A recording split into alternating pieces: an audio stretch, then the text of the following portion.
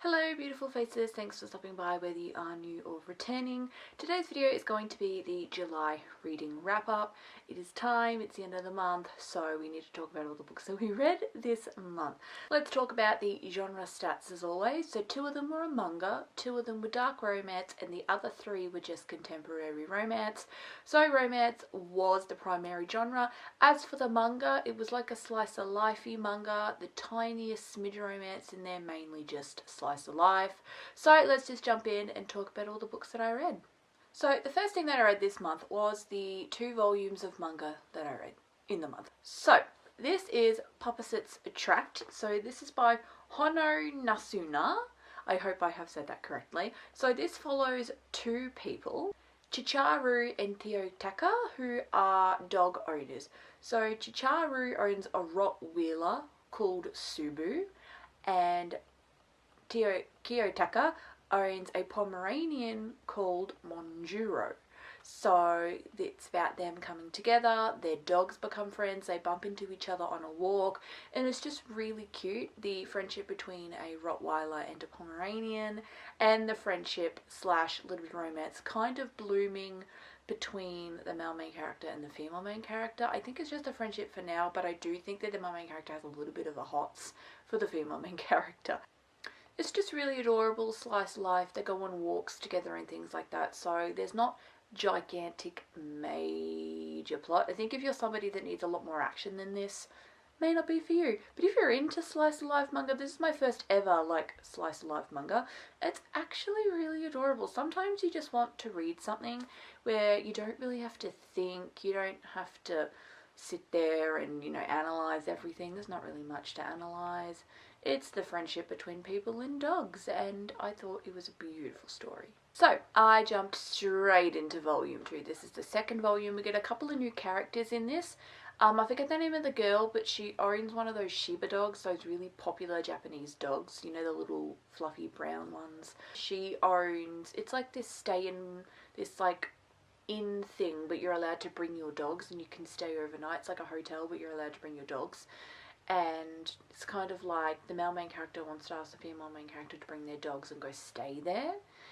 So adorable. And then you've got the new character, the girl. And you've also got the male main character's brother, and apparently I think they kind of know each other, or they bump into each other, and they've got a friendship blooming. This is just one of the world's cutest stories I've ever read. Honestly, it was so adorably cute. I am going to give this manga a solid 4 stars because I thoroughly enjoyed this manga, and I will be continuing and buying more volumes when they come out. Only the first 2 are out right now, so I can't continue on just yet. I gotta wait for volume 3, but I will be reading volume 3 because I think that this is so adorable. Next, I read one of my favorite books of all time. I'm claiming it is one of my favorite books of all time now. Definitely my favorite thing I read in the month of July. Oh my god, next year when I do my, best book of each month sort of thing, this is the book I'll be showing for July. This is Hamartia by Scarlett Drake. I hope I pronounced that right. I think it's Hamartia or Hamatia. But this is the best book. Oh my god, one of my favorite books of all time. So this is an MM Rockstar X K-pop idol romance. That just sounds like the coolest plot already. So it's this guy called Raphael Scott, who is in a rock band with 3 of his mates. I forget the name of the rock band actually. And then you follow Lee Jae-hyun, and he is in a K-pop band. So when Raphael and Jae-hyun have their first interaction, it's not a proper meeting. It's more so that they end up on the same show doing a set. So Raphael's band just finished theirs. I don't know why for the life of me I can't remember the name of his band. But then Jae-hyun is performing with his K-pop group, and Raphael's band are watching, and it's not necessarily pleasant. They finish up their stage and come back, and they're making some derogatory jokes towards the K-pop group. It's not the best. I'm not going to get into all of that, but it's not the best. They're not really the nicest.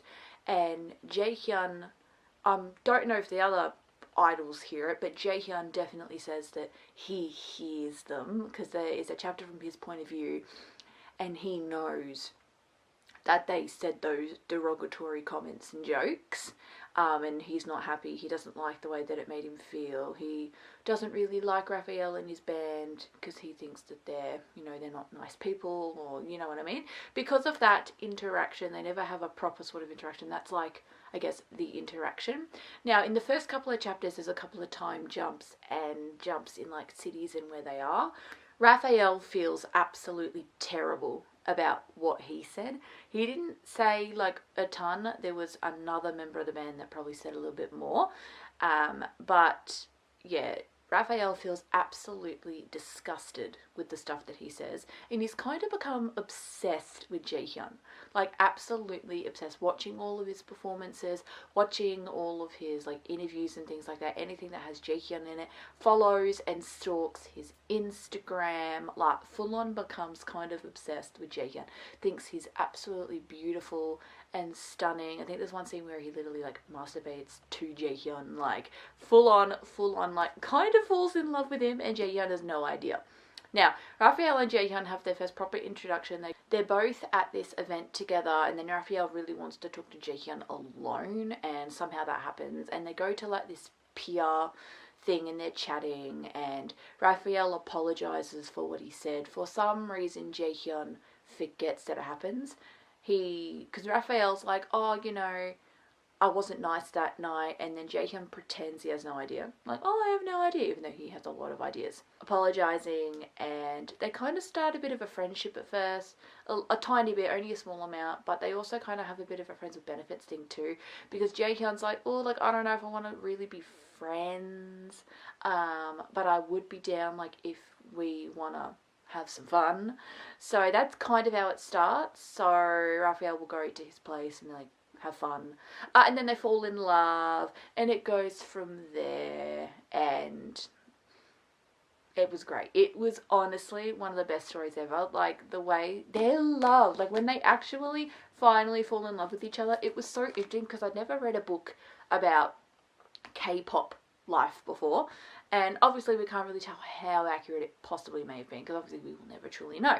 But I think Scarlet Drake definitely did her best, because it definitely felt true to the K-pop world about, how, scandals can maybe like ruin their image and things like that. It was a little unrealistic because obviously this has your long-awaited HEA, of course. And would a HEA have actually really happened in the real K-pop industry? I'm unsure. We like to think and hope so, especially with, I think, Bane of, what group was Bane a part of? He recently came out and that was awesome, which we loved that. I think he's from, what was it, from TNX? He's from some group and he came out and we all love him and support him. I remember seeing the videos and thinking that it was the coolest thing ever. I am also going a little bit off topic, but yeah, this was just a really cool, interesting, different sort of book. I'd never read a book like this before, and I definitely will. Scarlet Drake is an order by author. I have Limerence on my shelves. I'll be reading that soon enough. It's the second book in this series, but follows something completely different. So this isn't going to be like, so Limerence isn't like another K-poppy thing. It's something else. It follows ballet dancers. It'll be connected somehow because she does say that it's connected to this. So goes from there, and it's a great book. Please, oh my god, this like breaks my scale 6 stars. I don't really do the whole 6-star thing. I'm really just going to give it a 5, but because I don't know if I really believe in the break my scale, but this would be a break my scale if I really did that. This is just, it's one of my favourite books of all time, one of the best things I've read all year. It is just an amazing book. I just fell in love with this book, and the love story, and just the realness and the rawness, and yes, of course, it's very spicy, and we love that too. But it was just a great book. Please pick this up. If you like MM, and if you like things that follow celebs, please pick this up. Next, we read To Catch a Firefly by Emmy Sanders. So this is another MM book. This one's actually quite thin. This is a little more small towny, but it's not like small town in the way that I don't enjoy, because I'm not the biggest small town reader. I'm really not. But this is more so like a really small town. I don't specifically know where, but they're very well known for like their corn and their corn farming and their corn fields and things like that. But it's more so about one of the main characters, Ellis, who he's a little bit on the autism spectrum. It's never really specifically said, but you can tell. He doesn't talk he was really, really, really quiet and reserved. You can only get like 1, 2, 3 words out of him at once. Like, he really doesn't talk. He really expresses himself with his body language and his actions. And then you have Lucky, who's been his best friend for years. And Lucky's kind of like, oh, I talk enough for the both of us. So it's like adorable. So Lucky moves to town. So Ellis is always like, he's grown up in the town, he was born in the town, and Lucky moves to it when they're about 10 and they meet their neighbours. So Lucky and Ellis have a friendship that bonds, and it is probably one of the strongest friendships I've ever read about in a book. Like, they're each other's ride or die, literal ride or die. They basically don't want to do life without each other. The only issue is that Lucky is always like, I need to get out of here. I can't stay in this town forever. I need to go. I need to explore. I want to see the world. I don't want to stay here. I can't stay here. This town is boring. As much as he loves Ellis, he still wants to go away. And Ellis has no interest in going away. He likes it in his small town. It's comfortable for him. He's cool. He'll just stay here. He'll chill out. He'll live a nice life. But Ellis and Lucky still have that beautiful friendship even years later. So Lucky goes off, but he will always come back and visit. Now, supposedly Ellis and Lucky have been in love with each other for the longest time, but neither of them knew that the other felt the same. So Ellis has always loved Lucky, but Lucky doesn't know that. Lucky has always loved Ellis, but Ellis doesn't know that. So there's a tiny bit of miscommunication, tiny bit. Then they find out that the others loved him back, and they get together. The middle portion of the book is very, very spicy, because I was like, oh my god, now we can fuck. And so they do it a lot, because, oh my god, it's a thing. It's still one of the most beautiful and emotional books that I have read. I'm going to give it 4 stars, and like, yeah, quite spicy. Like a 3. Honestly, a 3. Same with Hamaritia. I think Hamaritia I would give a 4 for the spice. I always forget to do the spice until I'm like a couple of books into this fucking wrap up. So yeah, so Hamaritia gets about a 4. This book gets a 3. It's quite spicy. So, and then the end bit is emotional as well, because like they love each other, and you know what? Because in the beginning it was like, you know, Ellis wasn't enough for Lucky to stay, because Lucky does have like a home of his in New York. So Lucky ends up having a job where he can travel the world. That is his job, I think. I don't know, they're journalists or whatever, and they actually do get to travel the world. Lucky and this one other character, Danielle, who is an ex-boyfriend of his, and they travel the world together and do things. And then he would always go home to New York. He decides to move back to the cornfield town so he can come home to Ellis instead of New York. Sorry, because Ellis and Lucky get together, they fall in love, it goes from there, it's beautiful. And for a really small book, it packs a punch. This is a great, beautiful, emotional story. There's other stuff that goes on I'm not really going to tell you. You just need to read this. Again, if you like it's very sweet. You should read this. Then I started a mafia romance series. It's a 4-book series, and I read the first 2. So the first book is Relentless Devil. So this is by Kylie Kent. This is Sons of Valentino book 1. I didn't realise this at the time, that this is actually a second generation series, because I had a bit of a look online for like other mafia romance series, like Add to My TBR and things like that, doing a bit of a Amazon deep dive. And I came across a series called The Empire, like the Valentino Empire series. So supposedly you're meant to read that before you get into Sons of Valentino. However, I don't think that it's that big of an issue. I wasn't confused when reading this book, so I think it's actually totally fine, and I'm just going to continue on. With that being said, we read Relentless Devil. So like I said, this is the first book in a second generation series, but as I just explained, turns out it's actually not that difficult, because I found that out after reading Relentless Devil, but I wasn't confused in Relentless Devil at all. I think the difference is, in a way that I would compare it, is when I read Legacy of Gods, there's a couple of chapters at the end of Legacy of Gods that are actually from their parents' POV, but that didn't happen in this. So Relentless Devil follows Theo and Maddie. So Theo is the eldest son of Theo Valentino. So his name is Theo, his father's name is also Theo. I think it's a thing, every first son is called Theo, I think. Because I think his grandfather is also Theo, I think. I know that he's Theo and his dad is Theo. So he's the oldest son of the Valentino family. So it's a mafia family, of course. Now, this was actually really sweet. This book was a lot lighter than I was expecting. So this is like dark mafia romance, but I would actually genuinely say that this book and the rest of the series, I would say that this is great, like, beginner dark romances. Like, oh my god, this has like a tiny bit of stalking in there, but it's mainly because he wants to make sure that she's safe. Like, you know, telling his brothers follow her home just to make sure that she gets home safe.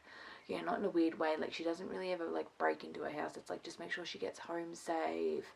And then he starts inserting himself into her life. So yeah, there are dark romance elements in it, but fuck, this is very, very light. Oh my goodness, like, the dad found out that he was kind of stalking and like reprimanded him and said like, how dare you, we treat women with respect, you know. And then he was like, no, like, I just wanted to like make sure that she got home safe. It wasn't like gross stalking. And you know what the weird thing is, it wasn't like gross stalking. I weirdly like, no, I kind of get that, even though stalking is disgusting, and if that ever happened in real life, go straight to the police. But it's like, it was weirdly sweet. And so Maddie has a younger sister called Lila. Now, Lila is like, has kidney failure, so she needs like dialysis treatments. And it's so cute because Theo kind of falls in love with Lila a little bit as well, like a sisterly love, and it's like, I will find you a fucking kidney. I will find it for you. Makes it his mission to find a kidney for Lila, which is, oh my god, so sweet. He would do anything for Maddie. Like, real love, I posted this review on Fable. I said, real love is drinking coffee made by your person, even if it's shit. Maddie makes terrible coffee, but Theo would drink it anyway. Would come to the coffee shop that she worked at every day and order one, even though she knows it was made by her and it doesn't really taste so good. Like, that's real love. Right there. Right there! This book is beautiful. I give this a solid 4 stars. I really enjoyed this one. He is a little bit, like, grumpy and aloof. Like, aloof may not be the right word, but he's very, you know, I feel like it was kind of Grumpy X Sunshine because he is the oldest. And the oldest in this series is always, like, an heir. So when Theo the dad dies, Theo the son becomes like head of everything because, you know, he's the firstborn and that's like his purpose in life. So I really liked this one. It was good. It wasn't gigantically spicy. Spice doesn't really start until about halfway in. This is a honestly great beginner dark romance series. Honestly, and you do you, whether you want to read this or whether you want to read the first proper series, The Empire. I think it's called The Valentino Empire first. But you could just jump into Sons of Valentino if you wanted to. I promise you, you're not going to be confused. The parents don't have a plot of their own. They're just there as the parents. So, like, it's fine. If you just want to read these, go for it. Now, as I was saying, in this series, I read the first 2. So next I went into Merciless Devil. So this is Matteo and Savannah Savvy's story. So Matteo is the second born. As he always likes to say, Theo is the heir and Matteo is the spare. So Matteo isn't an heir to everything. When Theo the dad dies, he doesn't have to, no, that's Theo the son's job. So Matteo is like the spare. It's kind of funny. There are 4 sons. I haven't read the other 2 yet because Theo's the oldest. And then 3 years go by and Matteo is born. And then a couple of more years go by and Luca and Romeo are born. Luca and Romeo are twins. They're the youngest. And they're books 3 and 4, which I'm yet to read. But so this is like childhood best... I don't know, actually, is it childhood best friends? Yes, childhood best friends to lovers. It's also accidental marriage in Vegas. Oh, they're 2 tropes that are just like yummy, yes please. So Matteo has his best friend, Savvy, who they've been best friends for ages and ages. Their parents know they're destined for each other and things like that. And then they accidentally go and get married in Vegas. They get really drunk one night. They're there for a friend's wedding and they get married. And Savvy is like really, really scared. She doesn't think it's going to work out. I don't want to lose you as a friend. Like, what if we don't work out and then I lose you as a friend? So why don't we just stay friends? And this is where a little bit of a dark romance element comes into it, because she really wants a divorce and he refuses to give her one. I will give you anything that you ever ask for except a divorce. I refuse to divorce you. I think this will work. I've loved you all this time because Mateo has loved him all this time. And yeah, I think this is another one of those, they both loved each other, but they didn't know that the other felt the same. I think it's similar with To Catch a Firefly, but make it dark romance. Like, I think they loved each other, but they didn't know that the other loved him back. But then Mateo is a little bit of dark romance fan, so it's like, I refuse to give you a divorce. We're going to make this work. I love you. I know you love me too. And yeah, Spice was great. This one I like a little bit more than Relentless. I give this a 4.5 stars. I think this is like, I think I liked Mateo more than I liked Theo. I'm not, like, look, the grumpy man is cool, but the grumpy man is not my favourite man. A lot of my favourite men in books are honestly the charismatic comic relief side characters. For some reason, they are someone, like, my favourite from Royal Elite is Ronan, and he was the comedic one. And then, like, I love Damon, I love Styles, they're the comedic people. I don't know why I go for the comedic guy, I do. I really prioritise, like, if you want to talk about real life romance, I need a guy that has a sense of humour. That is very big to me. He needs to be able to take a joke, not get offended too easily. Like, that's the kind of man I want. So, we really liked this one. Mateo was a bit more funny, let loosey in this, and I really genuinely liked these books. And I cannot wait to dive into the final two that are about the twins. And yeah, this is great. This is great. This needs to be talked about more. I love this. And it was cute and sweet. And like I said, this is very dip your toes in. If you're somebody that wants to get into dark romance, but you want to just dip your toes, oh my god, this is great. This is so great. This is so great. Or if you're somebody that loves all types of dark romance, you love the pitch black, disgusting, but you also love the light stuff, and you're in the mood for something light, pizza. The last book that we read this month is Night Shift by Annie Cram. So this specifically is a basketball romance. It's the first book in the Daydreamers series. But I have found out that this is not going to be an overarching basketball romance. I have read the plot for book 2. Book 2 is coming out in 2026, and that actually follows somebody from the swim team. I think this is all connected because it's all set in the same university. This is Claremont College, Claremont University, so I think that's how it's all connected, and I think it's going to follow multiple sports because the second book is about a swimmer guy, but this one is about a basketball guy. So this follows a girl called Kendall and a guy called Vincent. Now, the girl in this is major bookworm. This, I feel like this needs a warning for having heavy major book references. Like, this girl loves books, loves reading, and always talks about, you know, book tropes are mentioned in this and things like this is, oh, it's hard to describe. Like, I feel like if you're not into bookish references in a book, you're probably not going to like this. This is very, it's hard to describe, but talks about books, talks about book tropes and things like that in this book. So if you're not into, you know, the people that, like, you know, I hate brand references, and, you know, I don't want to read a book that has mentions of TikTok and Instagram. Like, don't talk about social media.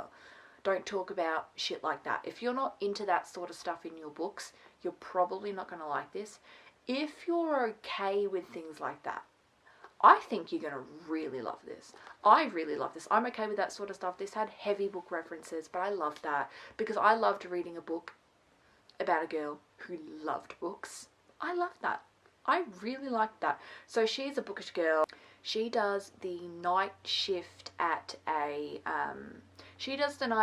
library because she's not into parties. So she's got two best friends, Nina and Harper. Nina is also a bookish girl, a little less than Kendall, but she's still a bit of a bookish girl, and Harper is not a bookish girl at all. But anyways, Nina and Harper, they love going out to party, and they do that on a Friday, while Kendall goes and has her night shift at the library. It's great because they all live together, and what I really love is they don't judge Kendall for hating parties. That's what I love. They're not like annoyed and, you know, oh, we don't want to be friends with you because you don't party. I love that they love her, even though, like I said, I love that. Anyways, Vincent comes into the library. in the very first scene of the book, and that's how they meet. They have a bit of they end up like making out together in the library. So Vincent is very like, he notices that she's reading her book, but he's like, oh, you know, you hate real men. And at first she's like, yeah, I do, because real men are disgusting pervs, can't find the CLIT for the life of them, and well, you know where that's going. And Vincent goes, well, bet. Let me try and see if I can be just as good as your book boyfriends. So he also needs a tutor in poetry. So their first date is at a Starbucks. There is a little bit of miscommunication. This book, the only issue with this book is it felt as if it consisted of like 5 singular scenes and that was it. So the book actually ends kind of after they lose their virginity. So they have the scene where she loses her virginity, and then it's the epilogue. And the epilogue goes on to say that we continue to date and we go on double dates with our mates, and that's like the end of the book. Though I feel like maybe this book genuinely had its purpose of just being, oh, I don't really know where I was going with that. This book is actually quite hard to describe.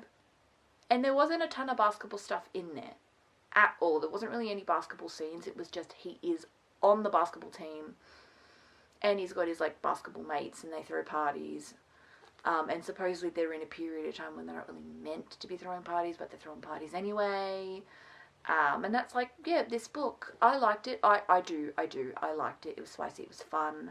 It just felt as if there weren't a ton of scenes in here. Like you had the library scene, and then she went home and she spoke about the library scene. Well, I'm actually not going to tell you all the scenes. I was just about to, and that'll because that'll like ruin everything. So read this and then you might kind of get what I mean. So this gets a 4-star. I did enjoy it. I think I would have just maybe liked a little bit more in order for it to get the 5-star, but I still really, really enjoyed this.